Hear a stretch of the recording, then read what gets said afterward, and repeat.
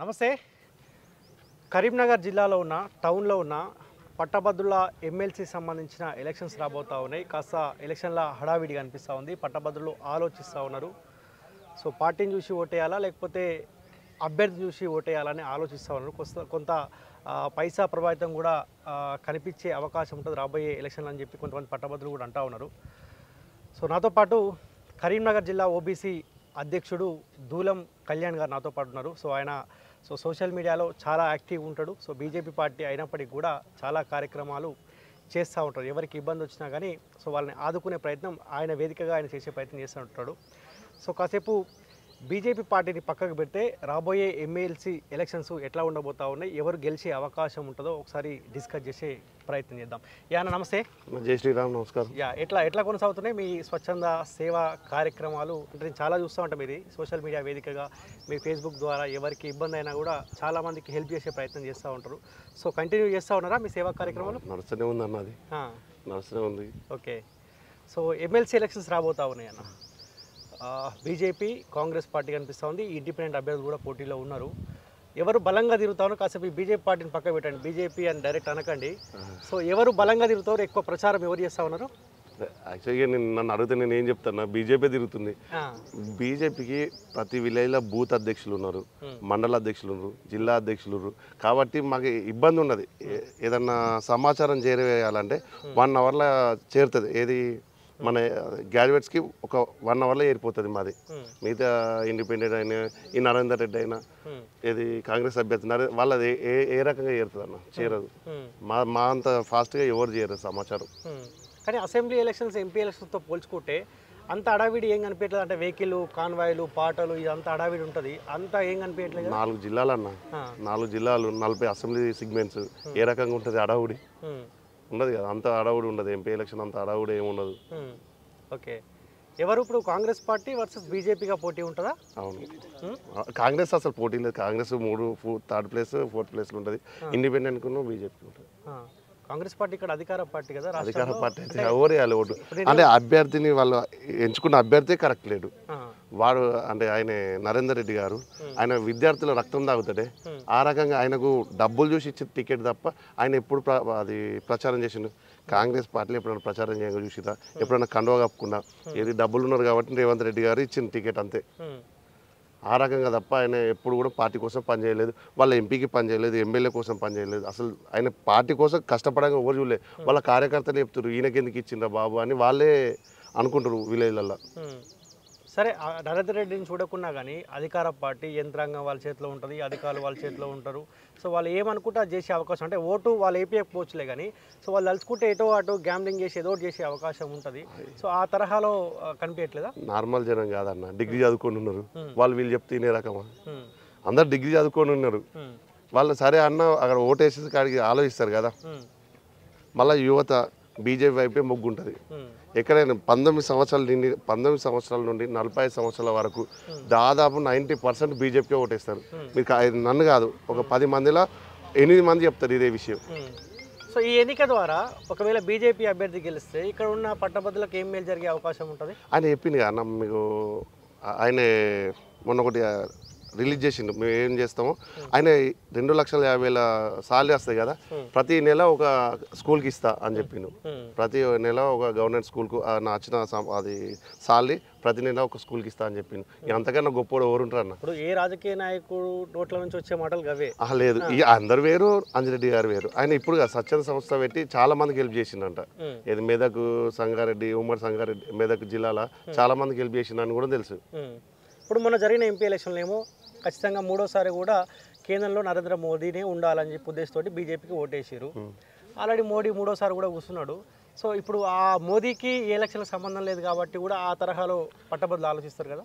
అట్లే ఉండదన్న, మోడీ కావాలని కోరుకుంటారు, ఇక్కడ కూడా బీజేపీ కావాలని కోరుకుంటారు. నేను ఆయన ఒక్క స్టేట్మెంట్ చాలన్న, నేను ఇచ్చిన స్టేట్మెంట్, నా నెల సాలరీ కంపల్సరీ స్కూల్కే ఇస్తా, ఇది 4 జిల్లాలో ఉన్న స్కూళ్ళకే ఇస్తా అని చెప్పిండు.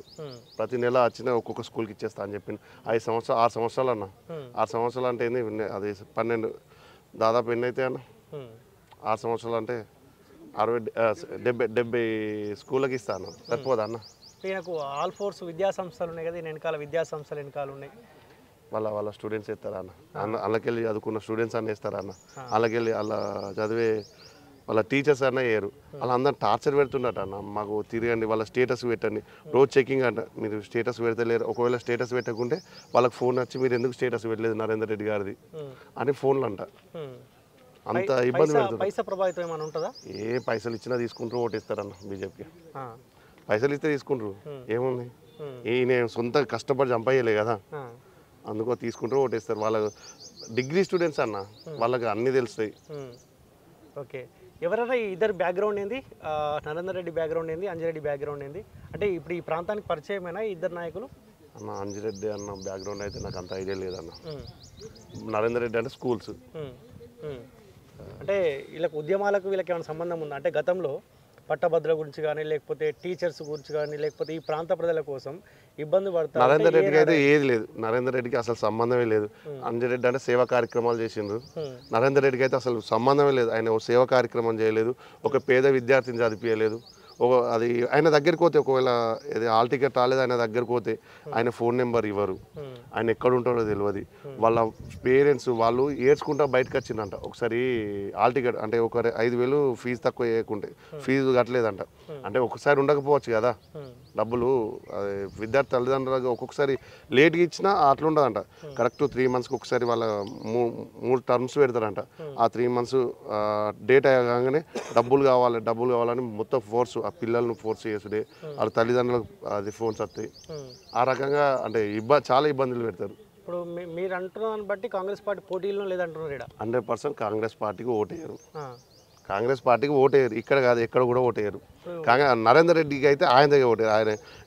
ఆయన గొప్పగా ఆల్ ఫోర్స్ అని పెట్టుకున్నారు. ఆల్ ఫోర్స్ నరేందర్ రెడ్డి అని ఆయన ఆల్ ఫోర్స్ చేయబట్టి ఇక్కడ మొత్తం నెగిటివ్. అదే స్కూల్స్ చేయబట్టి నెగిటివ్ వచ్చింది, స్కూల్స్ కాలేజ్ చేయబట్టి. ఇంకా ఆయన ఏది ముందు ఉండాలని ఆల్ ఫోర్స్ అని పెట్టుకుని అది చేసిండు. ఇది మన నెంబరింగ్లో ముందు రావాలని ఆల్ ఫోర్స్ నరేందర్ రెడ్డి అని పెట్టుకున్నాం, ముందు రావాలని. రేవంత్ పరిపాలన ఎట్లుందన్నా ఏమంటారు మీ సోషల్ మీడియాలో? అక్కడ వాళ్ళు ఉన్నారు కదా, వాళ్ళని అడుగుంది, వాళ్ళు చెప్తారు. రేవంత్ రెడ్డి పరిపాలన గురించి వాళ్ళు చెప్తారన్న. మీ సోషల్ మీడియాలో ఏమంటారు? ఆయన ఉన్నా లేనట్టే అన్న. ఆయన ఏం చేసిండన్న, 6 గ్యారంటీలు, 420 హామీస్, 420 హామీలు ఒక్కడు కూడా నెరవేర్చలేదన్న. ఒక బస్సు కాబట్టి రెగ్యులర్గా బస్సులు పోతుంటాయి కాబట్టి బస్సులో ఉచిత ప్రయాణం అని చెప్పిన మహిళలకు, అది తప్ప వాళ్ళు ఏది నెరవేర్చలేదన్న. రుణమాఫీ అన్నాడు, రుణమాఫీ కరెక్ట్ చేయలేదు. ఆర్టీసీ కూడా అన్నట్టు ఆర్టీసీ కూడా చాలా ఇబ్బందులనే ఉందన్న. వాళ్ళ ఇక్కడ ఆడోళ్ళు కూడా కనబడ్డా వాళ్ళు బస్సు ఆపట్లేదు, బస్సులు కూడా ఆపట్లేదు. వాళ్ళ పాపం వాళ్ళు కూడా ఇబ్బంది పడుతున్నారు. ఏది డ్రైవర్స్ అయినా కండక్టర్స్ అయినా వాళ్ళు కూడా ఇబ్బంది పడుతున్నారు అన్న. ఇప్పుడు రేవంత్ పరిపాలన పైన ఎలక్షన్స్ డిపెండ్ అయ్యే అవకాశం ఉంటుందా? అంటే అభ్యర్థులను చూస్తారా? అభ్యర్థులను చూసినా రేవంత్ రెడ్డి పరిపాలన చూసినా ఆల్ఫోర్స్ నరేందర్ రెడ్డికి అయితే ఓటేసే పరిస్థితి లేదు. ఆల్ఫోర్స్ ఆయన రేవంత్ రెడ్డి అని వచ్చి ఈ 3,50,000 ఓటర్స్ ఉన్నాయి, ఓ ఇంటింటికి పోయి ప్రచారం చేసినా గెలవాడు అన్న. రేవంత్ రెడ్డి వచ్చి ప్రచారం చేసినా ఆయన గెలవాడు ఆల్ఫోర్స్ నరేందర్ రెడ్డి. ఇండిపెండెంట్ అభ్యర్థులు కూడా తిరుగుతూ ఉన్నారు కదా, వాళ్ళ ప్రభావితం అంటే వాళ్ళు చీల్చే ఓట్లు ఎవరికి ఇబ్బందికరంగా మారే అవకాశం ఉంటుంది? కాంగ్రెస్కి అవుతుంది. కాంగ్రెస్ మా బీజేపీకి ఓటేసే వాళ్ళు అసలు వేరే క్రాస్ ఓటింగ్ చేయరు. 100% బీజేపీకి ఓటేసేది 100% ఓటు పడుతుంది. కాంగ్రెస్కి వేసిన వాళ్ళు క్రాస్ అవుతుంది తప్ప బీజేపీ అయితే క్రాస్ చేయలేరు, ఎవరైనా క్రాస్ చేయలేరు. ఎంత నడుస్తుందో ఓటుకు? 3,000 5,000 అడగండి. ఆల్మోస్ట్ నరేందర్ రెడ్డి స్కూల్ ఇక్కడనే ఉంటుంది, డైరెక్ట్ పోయి అడగచ్చు. ఎంత ఇస్తారు అన్న అందరు అంటారు, ఆల్మోస్ట్ నరేందర్ డబ్బులు ఇస్తారు అని అంటారు. మరి ఎంత ఇస్తారు అన్న అని ఒకసారి ఆయన అడగండి అన్న. నన్ను అడిగితే ఎంతో కొంత అయితే ఇవ్వాల్సిందే కదా. వాళ్ళు ఇస్తారు కావచ్చు, నాకు తెలియదు. మీ బీజేపీ ఏమన్నా 3,000? అదే ఉండదన్న, మాకు బూత్ కార్యకర్తలు ఉన్నారు, వాళ్ళు ఇచ్చినా మా తీసుకునే వాళ్ళు లేరు. ఇప్పుడు ఆల్ ఫోర్స్ నరేందర్ రెడ్డి ఆయన దగ్గర పైసలు ఉన్నాయి అనుకుందాం, ఆయన 5,000 ఇస్తే 3,000 అని ఇవ్వాలి కదా. ఏమన్నా అట్లా ఏముండదన్న, బీజేపీ అయితే ఇప్పుడు డబ్బులు ప్రోత్సహించదు.